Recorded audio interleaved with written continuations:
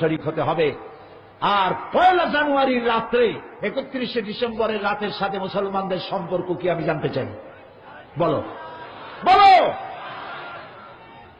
আমাদের সাথে 31শে রাতের সাথে মুসলমানের কোন সম্পর্ক নাই। আমার যদি বর্ষবরণ করাই লাগে তাহলে আমার করা উচিত তো 1 মুহররম। তা আমরা করি। ইসলাম বর্ষবরণ, কুলখালি চল্লিশা, ম্যারেজ ডে, বার্থডে এগুলির কোন অস্তিত্ব ইসলামে নাই।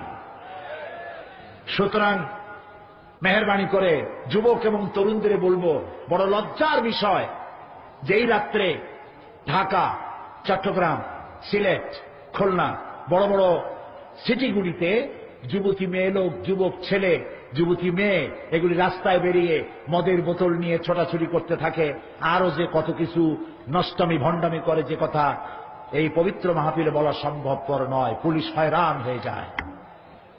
তোমরা কি করবা এই চট্টগ্রামে? এই চট্টগ্রাম আল্লাহর ওলিদের পদবারে ধন্য হয়েছে, আলহামদুলিল্লাহ বলো।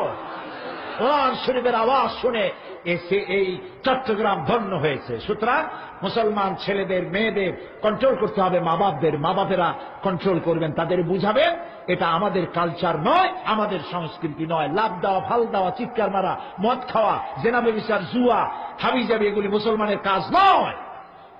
আল্লাহ তাআলা আমাদের মুসলমান যুবক ছেলে মেয়েকে সবগুলি যেন হেদায়েত করেন, হেফাজত করেন। আমরা